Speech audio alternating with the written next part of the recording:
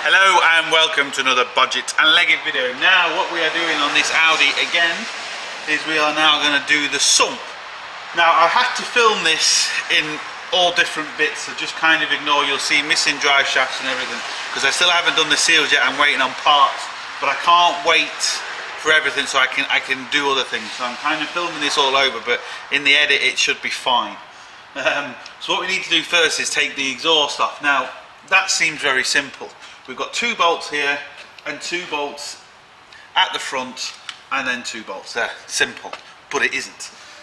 These bolts are very, very rusty. Now, I'm not bothered about these bolts breaking. These bolts are simple because if the bolts break, we have to take the exhaust off anyway, but we can drill them out on the bench. They're not too bad. It's annoying, but it's not too bad. It's the 2 bolts on the front which I'm worried about. Now, I've literally had these soaking in WD for about 2 days now. Every few minutes I just keep banging WD-40 on them. I've managed to get the 2 off the front, they've come off great, so that's a big relief. I'm just going to undo these now and see what happens. Now the way I've always found it's easier to undo exhaust bolts is use a 3/8 ratchet, because they're not big bolts. These are only 13mm, they're not huge bolts, and the problem is if you get a 1/2 inch on, there's just a bit too much power and you can snap them. With a 3/8 you can just, there's a bit more feeling. If, for example, if you know it's maybe going to snap, you think, oh, we might put a bit of heat on it. I couldn't put any heat at the front because there's too many pipes, there's too many wires, it's just too dangerous. I can actually heat these up at the back, so it's not an issue. But anyway, with a 3/8, let's just see what happens.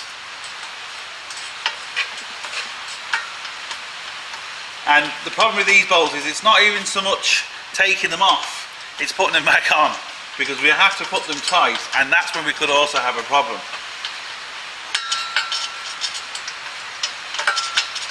Now it seems to be coming off, which is brilliant, and let's hope we're not going to have a problem putting them back on.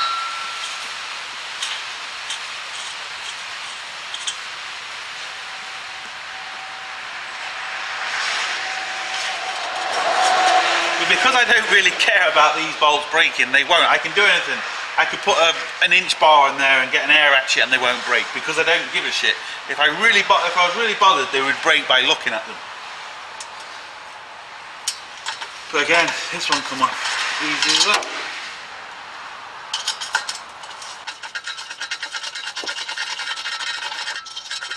Like I said, don't get too cocky, because we do have to put them back on, which can just cause us the same problems. So I'm going to undo this. So I want to completely remove this middle section. Just get out of the way of the sump, and it's just going to make my life easier on the sump. So there's 2 13mm bolts that hold the mount on for the exhaust. We can take that off as well. The other thing I'm going to have to disconnect is the lander sensor at the front. But we can disconnect it from the wire. We don't need to take it out of the exhaust. We'll leave it in the exhaust, because again, they can be a nightmare to try and get off. So I'm going to leave the lander sensor in the exhaust, just disconnect the wire going to the car. The only thing you have to do is when you put it back together, make sure you put the lander sensor wire back on, otherwise you could throw a light on your dash. And if you've got no software to turn it off, you're going to have an engine light on.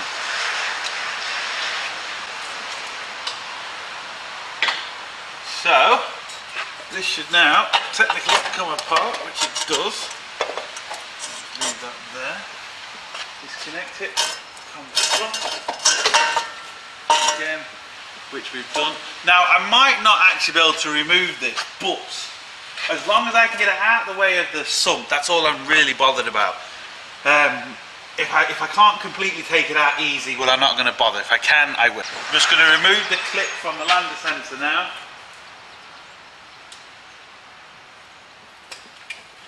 And there we go. And it's hooked in to the other part of the exhaust. I can't quite see it in a minute.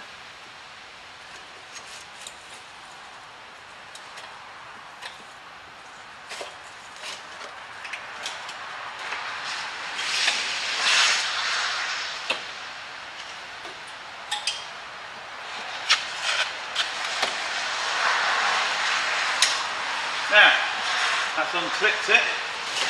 And let's see So all I've done is unclipped this lander sensor here. The lander sensor is still in the exhaust, and technically I should be able to take this off, but like I said, if I can't, I'm not that bothered. And to be honest, I'm just going to leave it there because I could get it off, but I don't really need to. That's out my way now enough to do the sump on it.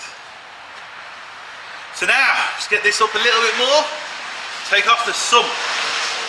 Sorted! Right, as you can see we have the sump, and on this side we have our oil leak. Same with most Volkswagens, don't know why they do it. They put two sump nuts right in here, and they're an absolute nightmare because they're not straight, they're at a slight angle, and you can't really get any tool in here. The easiest way I found is to use an Allen key. Now, you have to use an Allen key.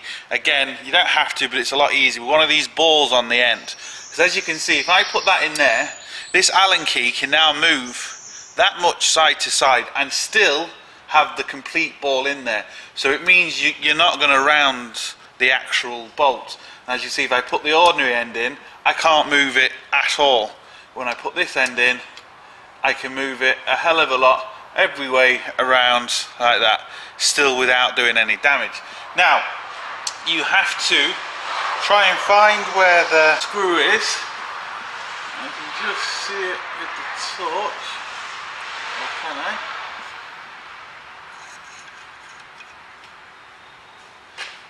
Kind of have to guess. I'm close.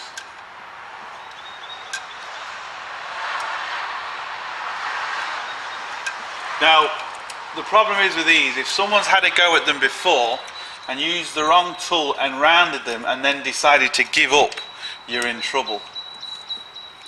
Well, unless you take the gearbox off.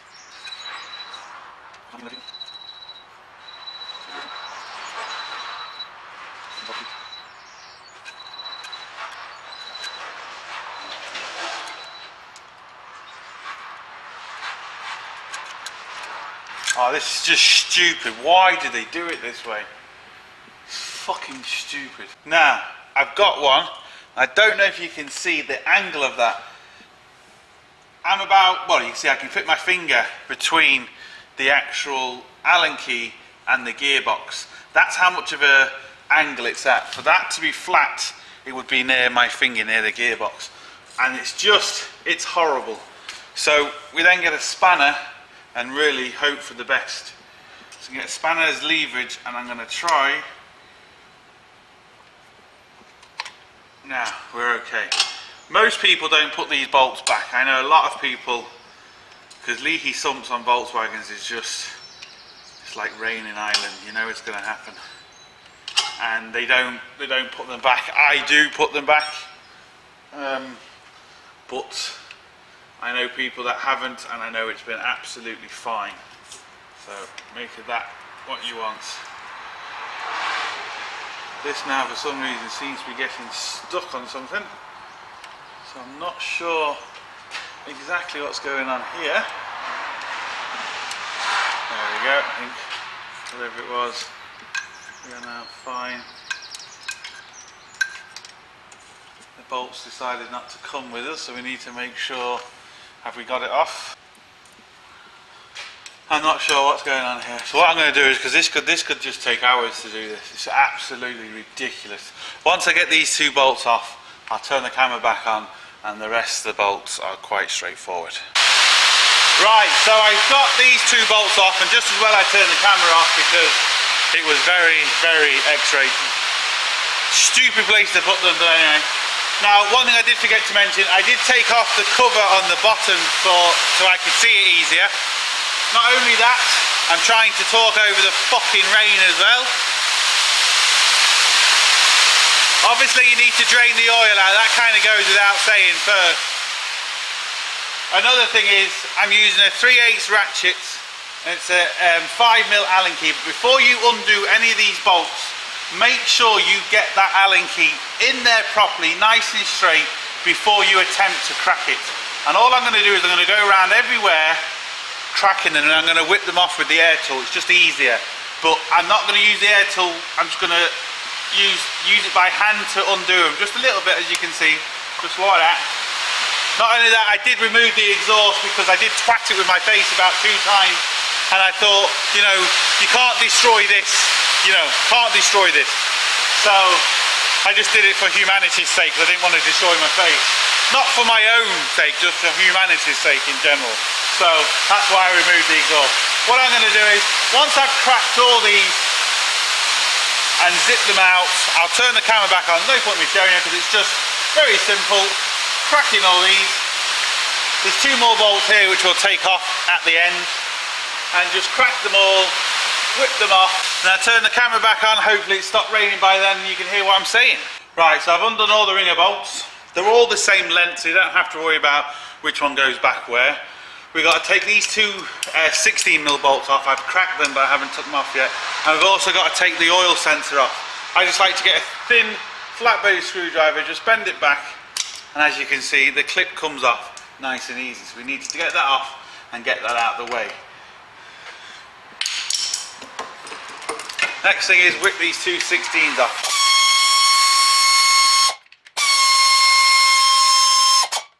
Now, the only thing that's holding that sump on now is the sealer.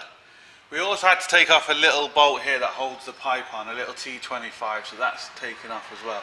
Now what we should be able to do is just get a lever bar. There's a special place for it here and here to wedge it, just to crack the sealer, and this should come down. This could either come off nice and easy or be a nightmare. So got a lever bar in there. Oh, there we go. That's now cracked it. Just a case of now moving this pipe out of the way.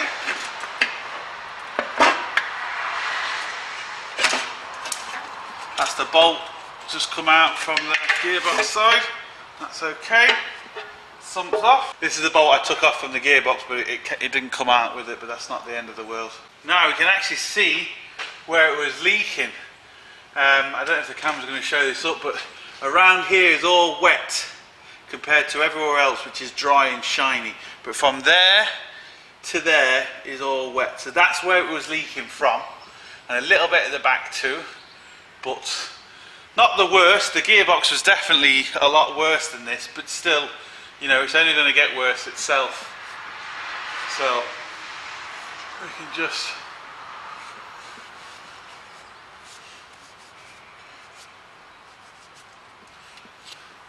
now what we need to do is clean everything. This is the not so fun part. So we need to get both surfaces nice and clean. The easiest way to do it is just to get a blade, a standing knife blade. Now I've got a new standing knife blade, and you can bet your life I'm going to cut myself. I always seem to cut myself with a new standing knife blade. All I'm going to do is go along the whole thing, and as you can see, just cut all the old seal off, get it nice and clean. So you can see this is part of the sealer. I'm going to go around here, do the same on the sump, get it ready for the new sealer to go on. No point in me filming it because it's going to be very, very long and boring. And once I've got both surfaces clean, we'll get the sealer, start putting it back up. Oh yeah, and that's what an underneath of an engine looks like too. No harm actually while you're here, just to make sure on a few things. As you can see from this engine, it's very clean, so the oil's been changed regularly. If it wasn't, you see kind of all lumps and bits of oil. It almost looks like sand. It looks like kind of round lumps. And also in this pickup, you'll see a load of crap. This pickup has to be clean, because this is the pump here, and this is what basically puts the oil to the top of the engine. So you need to make sure that's nice and clean. On this one, it's immaculately clean, as you would expect, because they do look after this car. So yeah, that's basically it. But once I've got all the old sealer off, we'll turn the camera back on and we'll get cracking. Now, with the sealer, what I suggest you do is don't buy a big tub of sealer, because it does go off. Like the big silicone tubes of sealer, if you don't use it within a couple of months, of you opening it, it will just go off. So I suggest just buy a little tube of silicone or of sealer, just enough to, well, the smaller the better, but just enough to do what you're doing. So that's really it, and then all I'm going to do is just squeeze this out.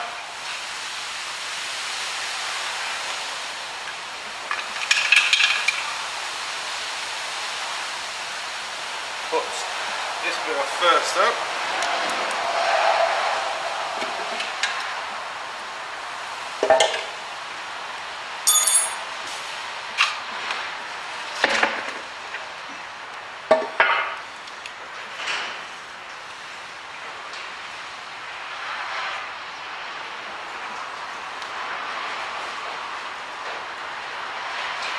Any gasket sealer will do, providing it's gasket sealer and providing it will take the heat. So any one out there really will work. You don't have to say get one particular make or anything like that. And just put a nice seal all the way around it. Try and get the same thickness all the way around.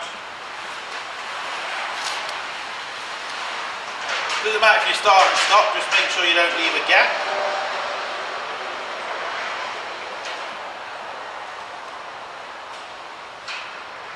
And what I like to do is get it in the middle as you can, but where the bolt, I like to go inside, so in towards the engine rather than outside, you could say. It's just so you know you definitely get a good seal. And normally on the outer side, the metal isn't as thick on the inner side, normally.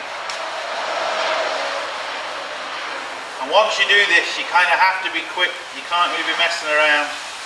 You want to make sure you've got nothing else to do, no distractions. Get it on, get the bolts in place. Otherwise, you can be causing yourself problems.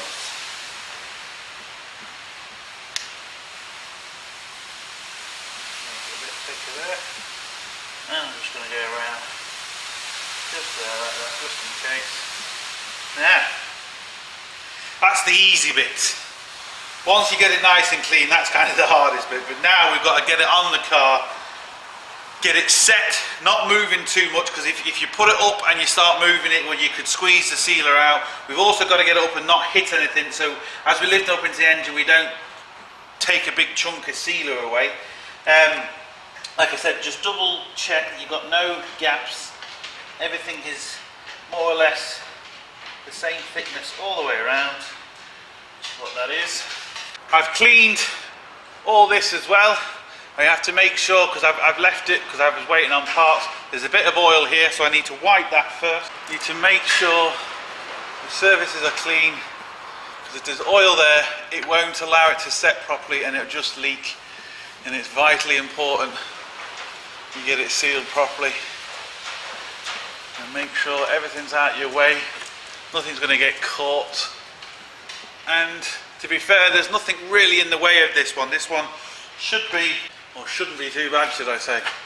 Now, so just get it up there. That pipe's going to be in my way. Just want to move that, make sure that doesn't take any sealer off. And there we go. We're up. Get it lined up.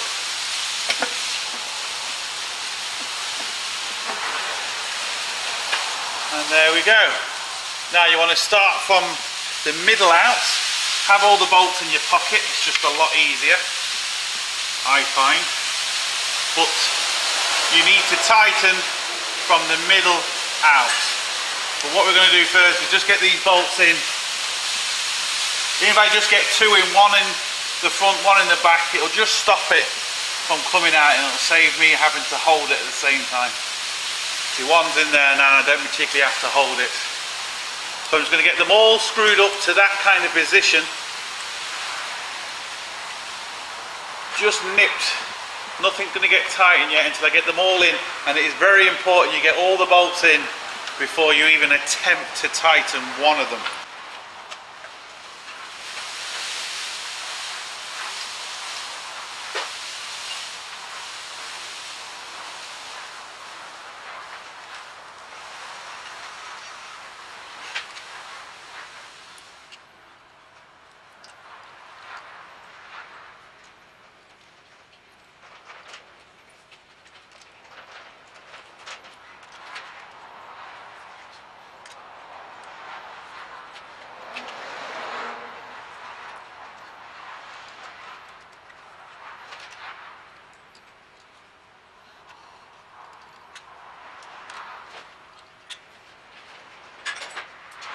This is now the worst too, trying to get these back up. Can be frustrating, or you can be really lucky and kind of get them the first time.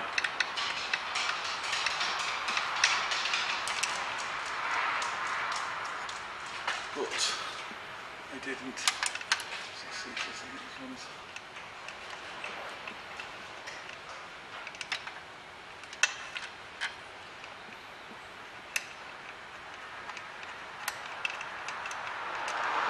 They're just so frustrating them to again, just put them in.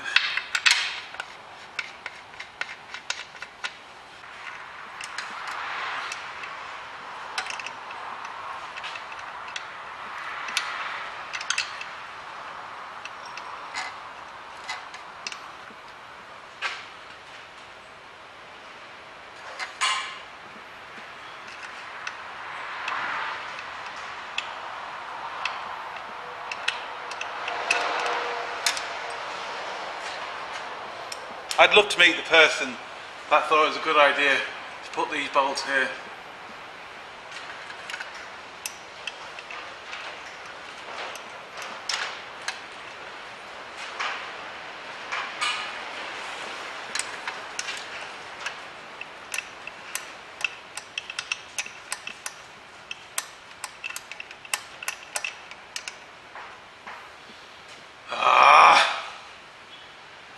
This is the problem, because we don't have time to be messing with these. See, they're just going on cross-threaded, they're not going on properly at all.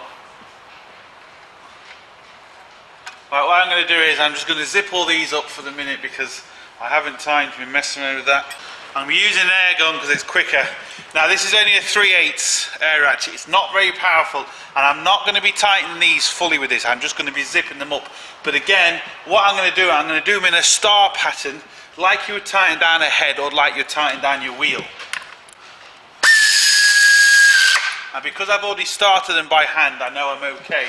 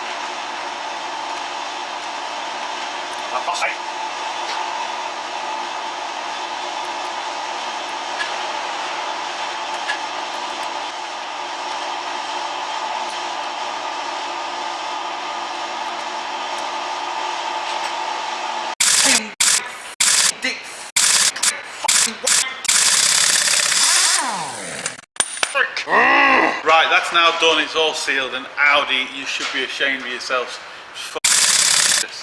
Anyway, so what we've got to do now is, I've sealed, well I've tightened all the bolts around in a star pattern. I haven't put any oil in it yet, I'm going to leave it a good half an hour before I put oil in it. We just got to literally now connect everything back to the little oil sensor, make sure you put that back. There's a pipe down here, I just have to put a T25 back, and then put the exhaust back, which is going to be fun, because this is the problem we could have with the exhaust here if these bolts decide to snap.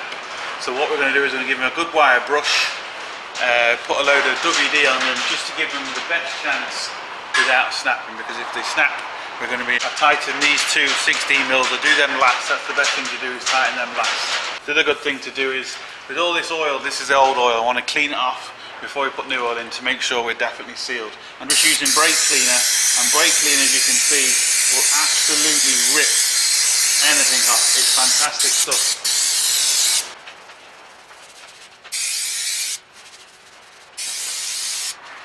Best get it as clean as you can, because you know then if you've still got a problem with what you've just done. This is where it was leaking, and hopefully we're not going to be leaking there anymore. And the best way of testing it is let the car heat up. Don't just turn it on and say, oh, it's not leaking. Let the engine heat up to full temperature to make sure the oil does what it needs to do before.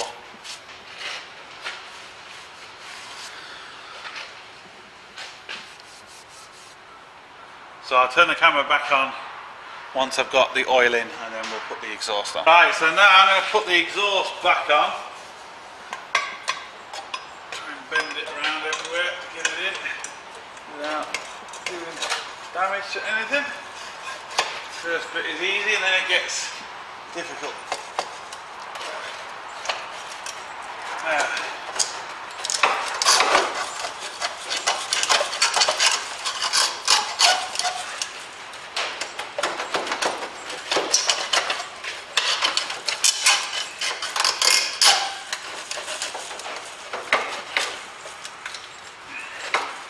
And now it's stuck.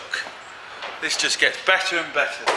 Now, sorted.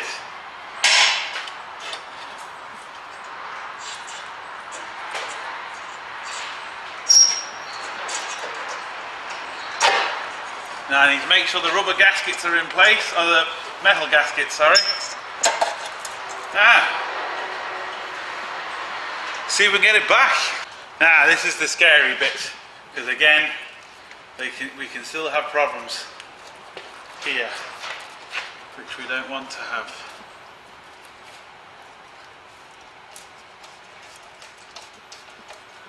So nice and easy with them. The problem is they have to be tight so they don't leak. Then we also have to be careful we don't break anything.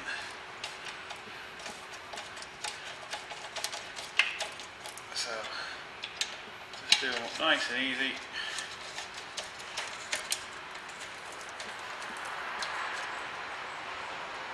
Now if you're always unsure, what you can do is tighten them up, start the car.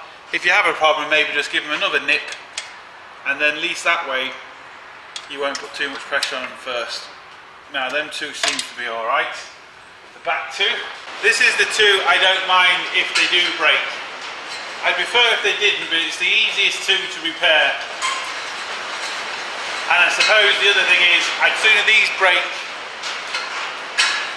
than have major problems with the sump.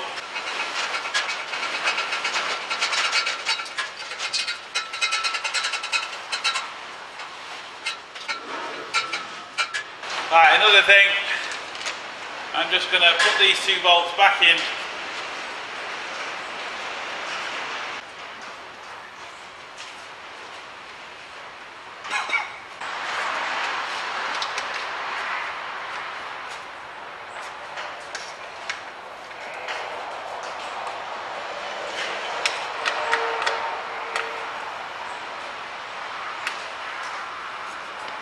Right, so we dodged a bullet with that, definitely. Now what I'm going to do is put the lander sensor back. That's clipped in, that's in there. These then clip on over there, it's supposed to. Bent. There we go, that one's in. And that one's in. Now, that's it really. I haven't put the oil in yet, but I'm going to put the oil in. I'm going to give it a few more, for as long as I possibly can, before I decide to put the oil in. But that's really it.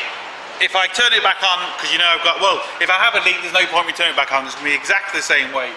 It might have been a bit easier actually thinking about it, not to put the exhaust on properly first and to maybe start it. Now, it will be quite loud, but at least, you know, you'll know. But I don't think we're going to have a problem anyway. But that's basically how to reseal a sump on one of these A3s. Don't forget, check out the forum, sign up to the forum. Hopefully we can get a lot of people on there. Thumbs up and subscribe, and don't forget, get your hands dirty. See you for the next one.